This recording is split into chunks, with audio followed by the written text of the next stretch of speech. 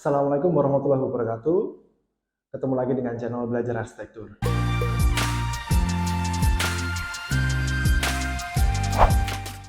Kali ini saya akan memberikan sedikit tanggapan mengenai pertanyaan dari beberapa calon klien, dari relasi, dari teman, mengenai biaya pembangunan per meter persegi.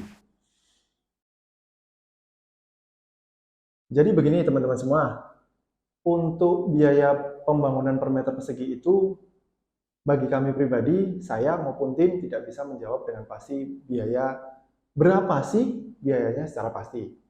Kalaupun kami memberikan jawaban dengan range antara sekian sampai sekian, itu hanya berdasarkan pengalaman kami dalam mendesain bangunan A habis sekian per meter persegi, bangunan B habis sekian per meter persegi, bangunan C habis sekian per meter persegi, atau langsam total.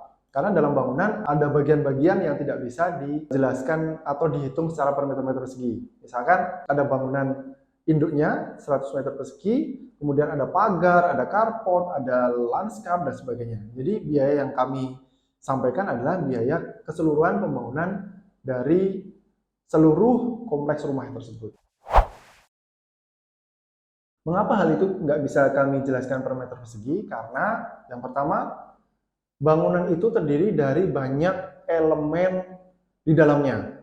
Baik elemen yang berwujud material, bahan, maupun yang tidak berwujud material. Kalau yang tidak berwujud material itu apa? Yaitu upah tenaga kerja. Itu tidak bisa terlihat sebagai material dan terukur hanya dengan jumlah tenaga kerja dan waktu pengerjaan. Mengapa nggak bisa dihitung per meter persegi kalau begitu? Nah, begini, bangunan itu tidak ada yang sama ya teman-teman semuanya. Bangunan itu tidak ada yang sama persis, kecuali unit perumahan dengan tipe yang sama, layout di dalamnya sama, materialnya sama semua, dan lokasinya pun berdampingan atau masih dalam satu komplek yang sama. Itu bisa saja harganya benar-benar sama. Tapi kalau tidak, itu nggak bisa. Kenapa? Ada 3 aspek yang mempengaruhi itu. Yang pertama adalah jenis bangunan dan desain bangunan. Kenapa? Misalkan nih, bangunan yang dengan luasan yang sama, yaitu 100 meter persegi, 100 meter persegi, bangunan A dan B tadi sama-sama 100 meter persegi. Bangunan A ini merupakan rumah tinggal, bangunan B merupakan bangunan ruko misalnya. Rumah tinggal dengan ruko, itu jenis bangunannya sudah berbeda. Pasti di dalamnya juga berbeda. Kalau ruko biasanya dia plong, tidak ada sekat-sekat. Paling ada satu kamar mandi di belakang atau ada satu kamar di belakang untuk si penjaga. Sedangkan rumah tinggal, itu banyak terdapat kamar-kamar, ada kamar mandi, mungkin ada ruang dapur, ada cuci jemur, dan sebagainya. Dari kebutuhan bahan saja sudah berbeda. Jadi kalau 100 meter persegi rumah dengan 100 meter persegi ruko, itu harganya pasti ada selisih. Ya. Nah, gimana kalau jenisnya sama? Bangunan 100 meter persegi rumah dan 100 meter persegi juga rumah. A dan B sama-sama rumah, sama-sama 100 meter persegi. Kalau denahnya atau layoutnya, desainnya berbeda, itu selisihnya juga ada pasti. Harganya juga pasti selisih. Misalkan nih, bangunan A dengan 100 meter persegi rumah tinggal, dengan 2 kamar saja, 1 kamar mandi, yang lainnya ruang publik misalkan, dapur, ruang makan, ruang keluarga, itu plong gitu aja.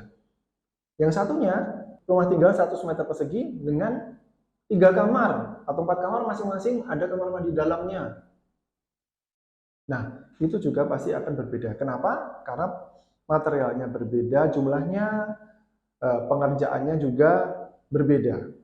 Pengerjaan itu dari tenaga kerja dan waktunya. Itu pasti berbeda, pasti ada selisih. Jadi kalau dikatakan harga per meter perseginya berapa, ditanyakan seperti itu, kita nggak bisa menjawab dengan pasti berapa. Yang kedua, aspek kedua adalah material. Contoh, bangunan A dan B luasnya sama, jenis bangunannya sama, desainnya, layoutnya sama, denahnya sama, bentuk bangunannya sama, tapi materialnya berbeda, itu juga pasti ada selisih. Misalkan, yang satu menggunakan lantai granit tile, yang satu menggunakan lantai keramik. Lantai granit tile dengan harga katakanlah 200.000 per meter persegi, dengan lantai keramik yang di bawah 100.000 per meter persegi. Mahal mana? Pasti ada selisih kan? Lalu yang kedua, kusen. Kusen yang satu menggunakan kayu, yang satu menggunakan aluminium atau UPVC, gitu kan? Atau mungkin besi. Jadi harganya pasti ada selisih, ya nggak? Nah, itu kusen. Lalu ada juga yang nanti bisa diselisihkan, yaitu ada cat. Yang satu menggunakan cat merek biasa, harga biasa, yang satu menggunakan merek yang bagus, harga tinggi. Pasti berbeda juga, walaupun dindingnya sama. Ada juga plafon, ya. Ada juga material penutup atap, rangka atap, saniter, kloset, wastafel, sink, dan lain-lainnya. Materialnya berbeda, walaupun denahnya sama, jenis rumahnya sama, luasannya sama, materialnya berbeda, pasti ada selisih. Lalu yang ketiga adalah lokasi, teman-teman. Desainnya sama, denahnya sama, materialnya sama, tapi lokasinya berbeda. Yang satu di Jakarta, satunya di Jogja. Kok bisa beda? Nah, tenaga kerja di kedua kota tersebut sama nggak? Harga biaya tukang di Jakarta dengan di Jogja sama nggak kira-kira? Tentu hal ini akan mengikuti dari biaya hidup di kota-kota tersebut. Kalau di Jakarta biasanya sih lebih tinggi daripada di Jogja. Kan begitu. Kalau dari biaya tukang saja udah lebih tinggi, apa iya harganya nggak selisih? Pasti ada selisih kan? Gitu kan? Itu baru dari tenaga kerjanya. Lalu dari harga materialnya. Materialnya sama, tapi ternyata material yang dipakai itu hanya ada di Jakarta. Di Jogja nggak ada. Jadi harganya sama, kemudian ada penambahan ongkos kirim, penambahan ongkos akomodasi dan sebagainya. Itu akan membuat selisih harga lagi. Iya nggak? Oke. Jadi ada 3 aspek tadi yang mempengaruhi bahwa atau menyimpulkan bahwa harga bangunan itu tidak bisa ditembak per meter persegi dengan pasti. Kalaupun ada pertanyaan, yang standar aja deh berapa gitu kan? Yang standar itu yang seperti apa? Gitu kan? Yang standar kayak perumahan, yang mana? Nah, kayak gitu kan? Artinya jangan sampai pertanyaan yang dilontarkan akan membuat miskomunikasi antara si penanya dengan si arsitek. Nanti ketika dijawab per meter sekian dengan keterpaksaan, tanda kutip keterpaksaan karena harus menjawab, ya sudah paling sekian per meter persegi, dan ternyata pada saat dibangun karena desainnya berbeda, bisa saja ini lebih tinggi harga pembangunan daripada yang disampaikan oleh arsitek. Ini membuat penilaian si penanya kepada arsitek menjadi turun. Wah, si arsitek nggak bisa nih ngitung per meter persegi sekian, kok aku bangun lebih tinggi ya, aku jadinya tombok. Nah, bisa jadi seperti itu. Jangan sampai terjadi hal seperti itu. Makanya saya sarankan untuk teman-teman kalau mau menanyakan mengenai biaya pembangunan, itu minta contoh saja ke arsitek. Misalkan nih, kamu kemarin sudah bangun rumah ya? Iya, saya bangun rumah dengan luasan sekian, desainnya seperti ini, spesifikasi materialnya seperti ini, lokasinya di sini, habisnya sekian. Contoh yang lain lagi, saya membuat ruko dengan spesifikasi seperti ini, desain seperti ini, materialnya seperti ini, biayanya sekian. Dan proyek-proyek lain dengan contoh, ya itu lebih fair. Si arsitek juga tidak merasa bingung untuk menjawab. Artinya dia mengatakan apa adanya, desainnya seperti ini, kemudian habisnya seperti ini. Nah, si penanya juga akan mendapatkan gambaran. Oh, bangunannya itu harganya sekian ya. Yang mendekati dengan kebutuhan dia yang mana?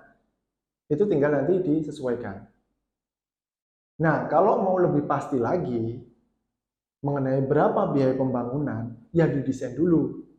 Didesain dulu atau sampaikan budget, saya punya budget sekian, tolong didesain untuk kebutuhan saya. Gitu ya. Jadi kalau teman-teman ini ingin mengetahui berapa biaya pembangunannya, ya tergantung desainnya dulu. Desainnya seperti apa. Kalau nanti takut, wah saya ternyata udah desain, budget saya nggak cukup, ya sampaikan aja budgetnya berapa ke si arsitek. Oke?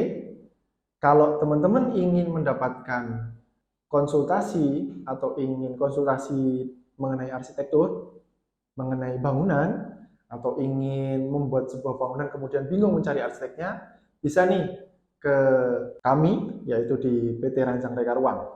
Silahkan nanti bisa kontak ada di deskripsi, teman-teman boleh berkonsultasi, silahkan nanti bisa menggunakan sistem offline maupun online. Yang penting nanti komunikasi bisa terjalin dengan baik. Jangan sungkan-sungkan untuk menghubungi kami untuk berkonsultasi. Jadi begitu teman-teman semua, semoga penjelasan saya ini bermanfaat. Apabila ada salah-salah kata, saya mohon maaf yang sebesar-besarnya. Terima kasih. Assalamualaikum warahmatullahi wabarakatuh. Salam arsitektur.